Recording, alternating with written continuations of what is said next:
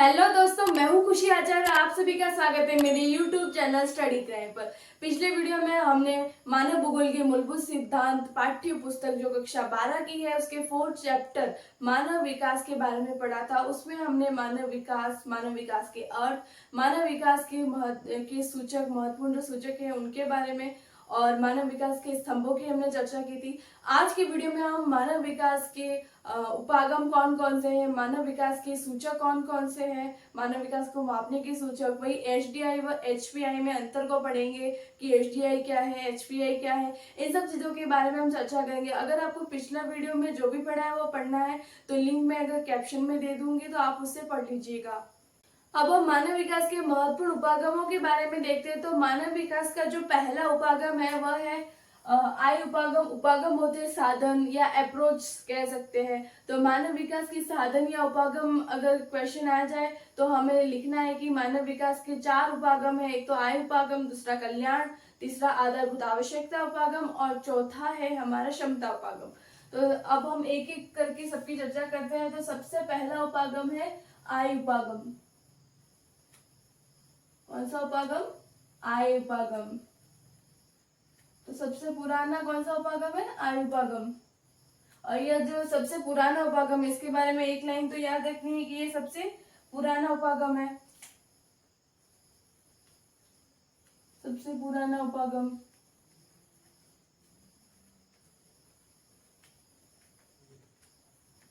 अब जो हमारा आय उपागम है, अब देखो आय क्या होती है? आय पैसा, इनकम, हम कितना कमाते हैं, हमारी जेब कितनी गर्म है, ठीक है, हमारे जेब में कितना पैसा है, वही क्या आय हो गई।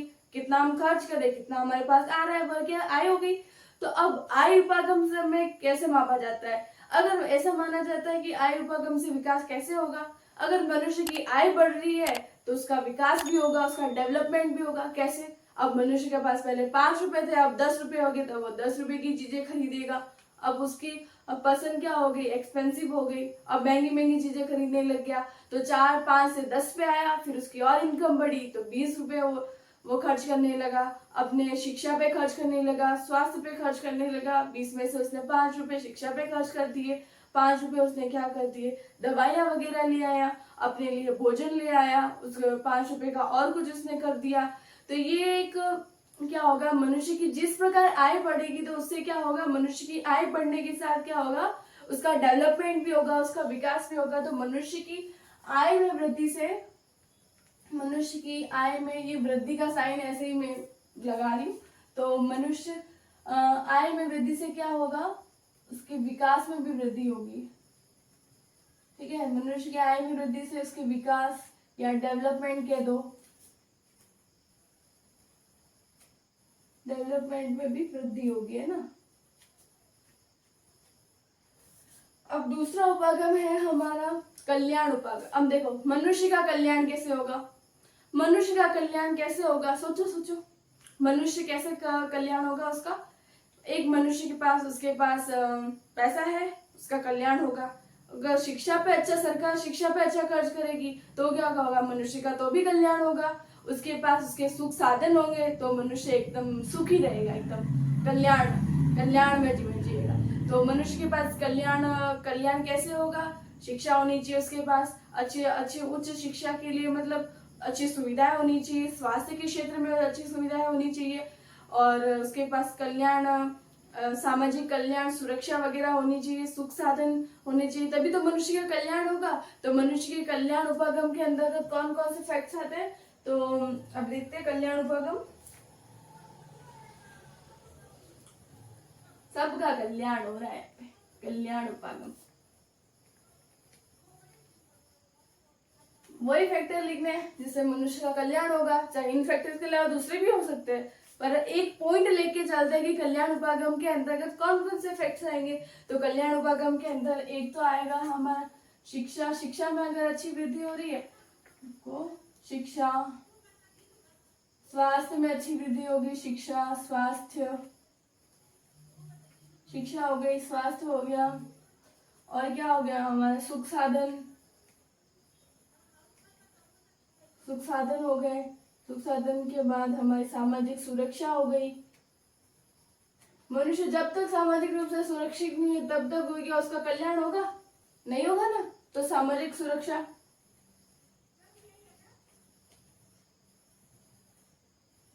ये सभी फैक्टर्स इट से लिख सकते एक्स्ट्रा, है ना। तो दो उपागम हो गया, आय उपागम, कल्याण उपागम। तीसरा है आधारभूत आवश्यकता उपागम। तीसरा कौन सा है? आधारभूत आवश्यकता। देखो हर जगह मनुष्य को आवश्यकता है, आधारभूत आवश्यकता उसकी नीड्स है, उसको पूरा करना जरूरी है, आवश्यकता है तो पूरा करेंगे। तो कौन कौन सी आधारभूत आवश्यकता है? आधारभूत आवश्यकता उपागम, आधारभूत आवश्यकता उपागम।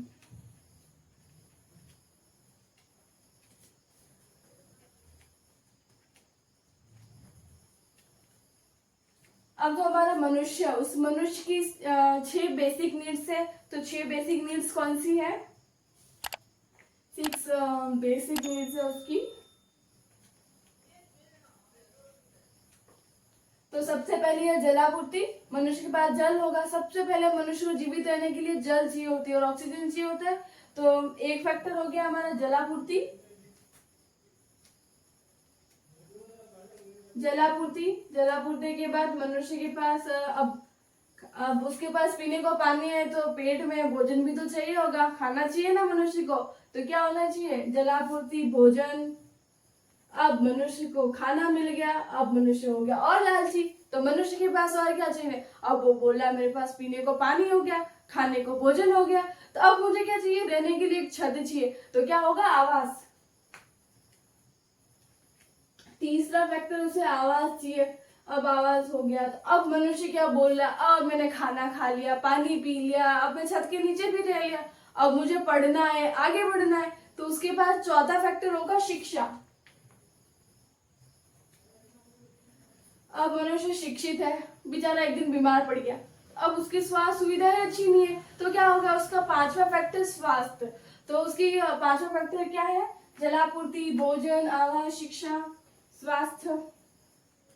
अब उसके स्वास्थ्य में क्यों गिरावट है? अब क्योंकि वहां पर स्वच्छता नहीं थी। अब स्वच्छता में सुधार होगा तभी तो स्वास्थ्य में सुधार होगा। तो स्वास्थ्य और स्वच्छता, तो ये मनुष्य की क्या है? 6 बेसिक नीड्स है। ये क्या है? मनुष्य की 6 बेसिक नीड्स है ना। अब आधारभूत आवश्यकता उपागम हो गया। अब है हमारा कल्याण उपागम।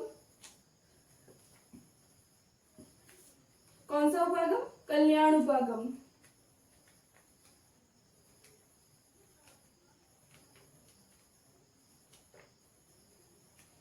अब कल्याण उपागम तो पढ़ ही लिया हमने।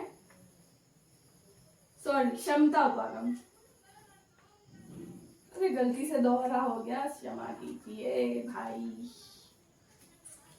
अब क्षमता उपागम, मनुष्य की कैपेबिलिटी कितनी है? कैपेबिलिटी, आज तो बहुत ही मिस्टेक हुई है।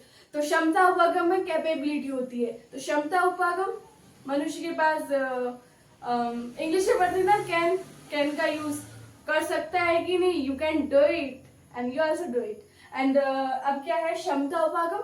क्षमता उपागम, मनुष्य के पास किसी कार्य को करने की क्षमता कितनी है, मतलब उसको कार्य करने की योग्यता है कि नहीं, वह क्षमता उपागम है। अगर मनुष्य की कार्य करने की योग्यता बहुत ज्यादा बढ़ जाती है, तो उसके पास क्या होगा? ज्यादा उसके पास पावर आ गई, ठीक है, उसके पास योग्यता बढ़ गई, तो वो ज्यादा काम करेगा तो उसके पास ज्यादा इनकम होगी।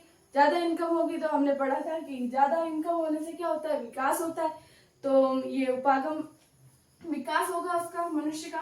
तो क्षमता उपागम में मनुष्य की आय में वृद्धि से, मनुष्य की आय में वृद्धि होती है। सॉरी, मनुष्य की क्षमता में वृद्धि से क्या होगी? मनुष्य की अगर क्षमता में वृद्धि होती है तो मनुष्य की क्या होगी? आय में वृद्धि होगी ना। तो मनुष्य की क्षमता में वृद्धि होने से उसकी आय में वृद्धि होती है, और मनुष्य की आय में वृद्धि हुई तो हमने क्या पढ़ा? उसके विकास में भी वृद्धि होगी। तो मनुष्य की आय में वृद्धि से मनुष्य के विकास में भी वृद्धि होती है। तो ये चारों फैक्टर्स से अभी देख लिया हमने, अच्छे से पढ़ लिया, इसको अच्छे से रट लेना, ठीक है। और ये एग्जाम में आएंगे 2 नंबर के क्वेश्चन में। अगर इस चैप्टर से 2 नंबर का क्वेश्चन आता है तो ये बन सकता है, इंपॉर्टेंट क्वेश्चन है। और इनमें से सबसे एक क्वेश्चन 1 नंबर का पूछ सकता है कि सबसे पुराना उपागम कौन सा है।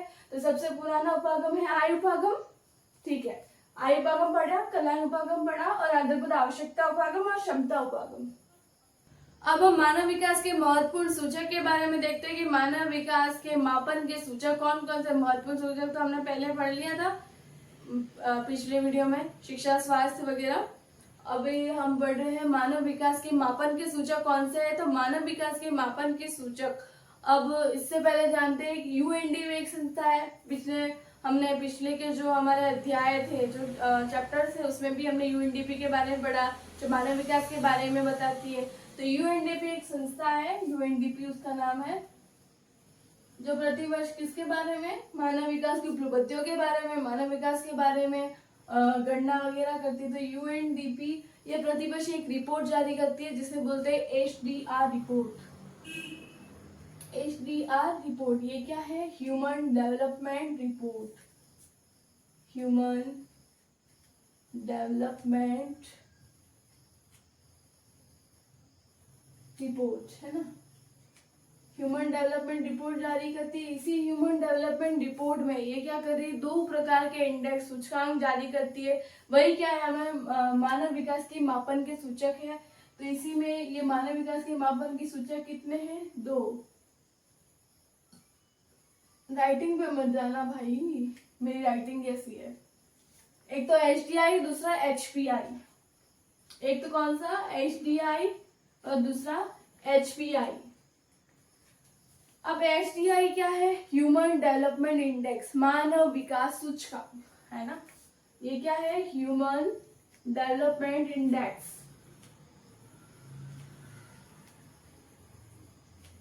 डेवलपमेंट इंडेक्स, मानव विकास सूचकांक।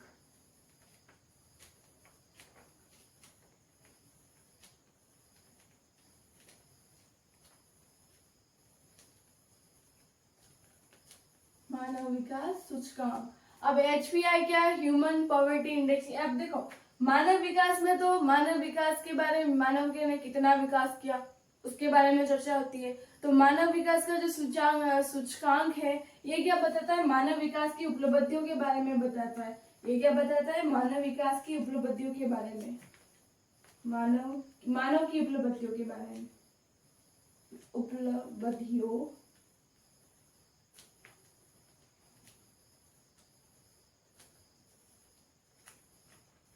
मानव विकास की उपलब्धियों के बारे में है ना। और दूसरा है हमारा इंडेक्स एचपीआई, ह्यूमन पॉवर्टी इंडेक्स है ना। तो क्या है दूसरा एचपीआई, क्या है, इसकी फुल फॉर्म है ह्यूमन पॉवर्टी इंडेक्स, मानव गरीबी सूचकांक। क्या बोलते हैं इसको हिंदी में, मानव गरीबी सूचकांक।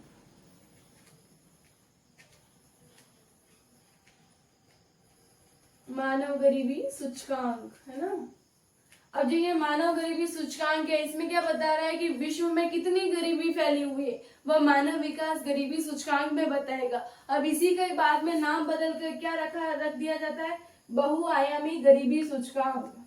बहुआयामी मतलब मल्टी डायमेंशन, बहुआयामी, सॉरी आयाम सही लिखा है, बहुआयामी गरीबी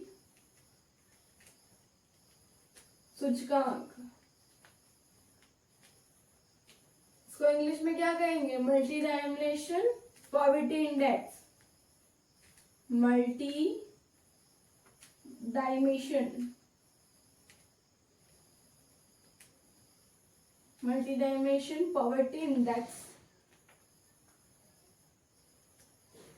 मल्टी डायमेंशन पॉवर्टी इंडेक्स है ना। ये देख लिया हमने मानव विकास के 2 सूचक, एक तो एचडीआई, दूसरा एचपीआई, देख लिया। अब हो गया हमारा ये टॉपिक, ये तो हो गया हमारा फिनिश मानव विकास के सूचक। अभी हमने एचडीआई, ह्यूमन डेवलपमेंट इंडेक्स के बारे में देखा। तो अभी ये एचडीआई का किस आधार पर यह मापन करता है ये सूचक, तो जो हमारा एचडीआई है, एचडीआई, अब इसके मापन के, एक तो ये क्या बताता है, मानव विकास की उपलब्धियों के बारे में तो बता ही रहा है, पर ये क्या करेगा, अब ये मानव विकास के 3 आधार के आधार पर ये मानव विकास को क्या करेगा, सूचकांक, यानी कि सूचकांक किस काम का आता है, मापने के काम आता है ना किसी चीज को, सूचकांक कि ये इस चीज का सूचकांक है तो ये इसको मापेगा, ठीक है। तो मानव विकास का सूचकांक जो HDI है वह क्या करेगा, 3 आधारों पर मानव विकास को बताता है। तो मानव विकास सबसे पहला ये शिक्षा, अब ये क्या करेगा, एक नंबर में से सबको नंबर देगा, किसी को आधा नंबर दिया तो किसी को और कम, किसी को और ज्यादा तो किसी को कम, इस तरह से वह एक में से नंबर देगा। तो ये इसके 3 आधार है। दूसरा 3 आधार कौन से हैं, तो देखते हैं। सबसे पहला शिक्षा। अब इसमें जो शिक्षा का मतलब क्या है, शिक्षा का मतलब इसमें शिक्षा का अर्थ होता है प्रौढ़ शिक्षा और सकल नामानुकूल अनुपात से। तो शिक्षा में एक तो प्रौढ़ शिक्षा आएगी और दूसरा सकल नामानुकूल अनुपात। प्रौढ़ शिक्षा व सकल नामांकन प्रौढ़ शिक्षा और सकल नामांकन अनुपात। दूसरा स्वास्थ्य से, दूसरा आधार कौन सा है, स्वास्थ्य। अच्छा स्वास्थ्य होना चाहिए, ठीक है। अब ये तीसरा है संसाधनों तक पहुंच, ठीक है, संसाधनों तक पहुंच।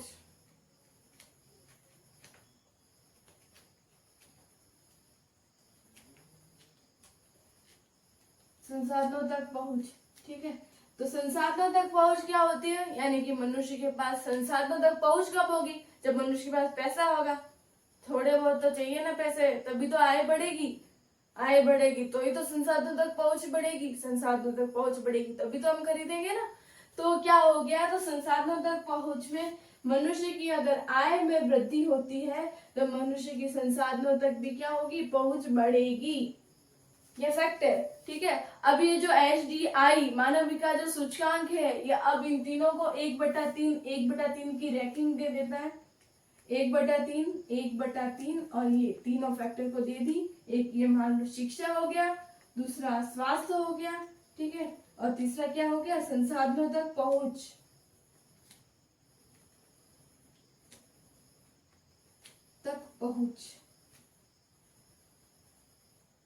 अब ये क्या करेगा, इन तीनों को प्लस करके आप देखो एक में से रैंकिंग देगा कि किस देश में शिक्षा अच्छी है, स्वास्थ्य अच्छा है। उस प्रकार से मानव विकास को यह क्या देगा, रैंकिंग देगा। उसमें से किसी को मध्यम मानव विकास सूचकांक वाला बताएगा, तो किसी को उच्च मानव विकास सूचकांक वाला, तो किसी को निम्न बताएगा।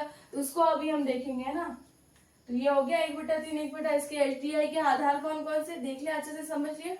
अभी हमने देखा HDI क्या करता है, एक में से सभी को क्या करता है, रैंकिंग करता है। तो अब ये एक HDI का ये स्केल है, ठीक है। इसमें हमने 0.0 से लगाकर 1.0 तक हमने क्या लिख रखी है, आंकड़े लिख रखे हैं। तो इसके अनुसार जो है विश्व के जो विभिन्न देश हैं उसको निम्न देशों में, निम्न विकास वाले देश, मध्यम विकास वाले देश, उच्च विकास वाले देश और अति उच्च विकास वाले देशों में बांटा गया। तो सबसे पहला है हमारा निम्न विकास वाले देश। तो निम्न विकास वाले देशों में इसका अगर एग्जाम्पल पूछे कि निम्न अगर क्वेश्चन आ गया कि निम्न देशों में से कौन सा निम्न विकास वाला देश है, तो उसमें से सबसे पहला ऑप्शन जो नाइजर ऑप्शन होगा। नाइजर एग्जाम्पल में लिखना है कि निम्न विकास वाले देशों में नाइजर है। इस प्रकार के देशों में लगभग 33 देश आते हैं। कितने, 33, ठीक है, 33 कंट्रीज आती है। और मध्यम मानव विकास वाले जो देश है, मध्यम मानव विकास वाले देश जैसे कि भारत जैसे देश, हमारा जो देश है वह क्या है, एक मध्यम मानव विकास वाला देश है। तो हमें मध्यम मानव विकास वाले का अगर एग्जाम्पल लिखना हो तो भारत को लिखेंगे। वही देखो हमारा पड़ोसी देश श्रीलंका जो है वह उच्च मानव विकास वाले देशों में आता है। वही जो मध्यम मानव विकास वाले देशों में टोटल 37 देश आते हैं, यानी कि 37 देश आते हैं। 2018 में जो भारत जो था वह मध्यम मानव विकास सूचकांक वाला लगभग मानव विकास सूचकांक है वह 190 देशों में 130वें स्थान पर आता था। 190 देशों में से 130वें स्थान पर 2018 में। फिर 2019 में 129वें स्थान पर आया और 2020 में 131वें स्थान पर आया। ये क्या है, मध्यम मानव विकास सूचकांक को दर्शाने वाला ये भारत की रैंकिंग है पूरे 189 देशों में से। किस साल में कितनी थी, तो ये आंकड़ा है। और इस प्रकार के मध्यम मानव विकास वाले कुल कितने देश है, 37 देश। अब उच्च मानव विकास वाले का अगर एग्जाम्पल पूछे तो श्रीलंका जैसे कितने देश है जो उच्च मानव विकास वाले 53 देश है। अब है अति उच्च, सबसे ज्यादा मानव विकास सूचकांक का मानव विकास कहाँ पाया जाता है, तो वो नॉर्वे में पाया जाता है। ये शायद नॉर्वे यूरोप में है। तो नॉर्वे क्या है, यहाँ पर ऐसा क्यों है, अति उच्च यहाँ पर क्यों मानव विकास पाया जाता है, क्योंकि यहाँ शिक्षा व स्वास्थ्य में अधिक खर्च होता है। वही राजनीतिक उपद्रव व अस्थिरता से स्वतंत्र होते हैं। ये क्या होते हैं, यहाँ पर राजनीतिक उपद्रव नहीं होते, यहाँ पर दंगे फसाद होते ही नहीं, भ्रष्टाचार है ही नहीं, और अस्थिरता से स्वतंत्र है। और यहाँ पर हमारी अर्थव्यवस्था क्या है, वह अस्थिर है, यानी कभी भी डगमगा सकती है, परंतु यहाँ की अर्थव्यवस्था बहुत ही मजबूत है। तो राजनीतिक उपद्रव व अस्थिरता से स्वतंत्र होते हैं। और इस प्रकार के देशों में टोटल 66 देश आते हैं, यानी कि 66 देश। अभी हमने HDI व HPI के बारे में पढ़ा, उसमें से HDI को तो हमने विस्तार पूर्वक देख लिया कि कौन कौन से उच्च विकास वाले, कौन निम्न विकास वाले, कौन मध्यम विकास वाले, कौन अति उच्च मानव विकास वाले देश है। तो अभी हम HPI के बारे में देखें तो HPI के बारे में भी अध्ययन करना ही पड़ेगा, उतनी जरूरी है। तो ये HPI के बारे में बस 2 महत्वपूर्ण बातें याद रखनी है, इतनी बस, दो, कितनी, दो, समझे। तो HPI में क्या होगा, HPI ह्यूमन पॉवर्टी इंडेक्स, यह क्या है, मानव विकास में कमी को मापता है, जबकि वो HDI क्या मानव विकास में वृद्धि को मापता है। ये क्या करता है, मानव विकास में कमी को मापता है, मानव विकास में कमी का मापन करता है ना, मानव विकास में कमी का मापन करता है। और ये बिना आय वाला माप है, बिना आय, क्योंकि इसमें तो पैसे को गिना ही नहीं जाता, गरीबी को गिना जाने की, लोग कितने गरीब है, तो ये क्या है, बिना आय वाला माप है। ये कितना, ये कौन सा है, बिना आय वाला माप।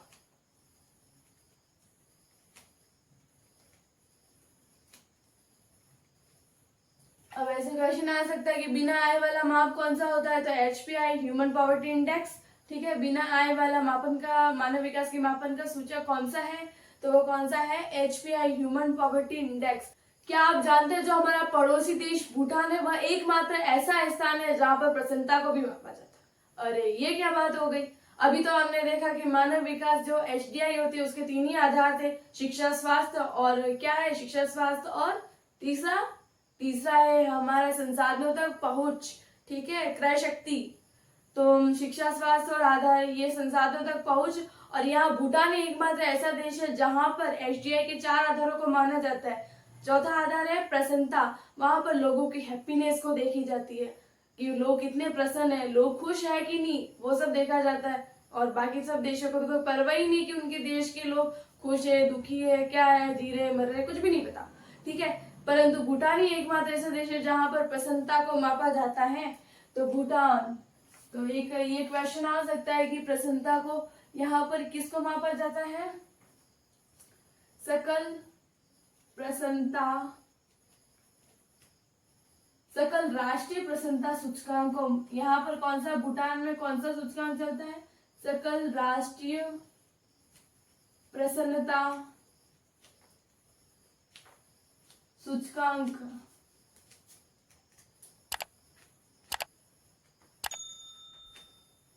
सकल राष्ट्रीय प्रसन्नता सूचकांक, ये सकल राष्ट्रीय प्रसन्नता सूचकांक कौन सा है, ग्रोथ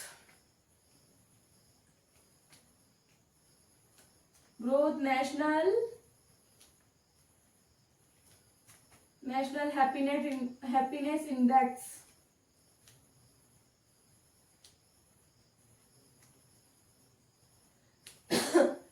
कौन मापता है, यह किस देश का सूचकांक है, तो यह है एकमात्र ऐसा देश भूटान का। तो भूटान ही एकमात्र ऐसा देश है, एकमात्र ऐसा देश जहां पर प्रसन्नता को भी मापा जाता है, एकमात्र ऐसा देश जहां प्रसन्नता को भी मापा जाता है ना, प्रसन्नता का मापन होता है।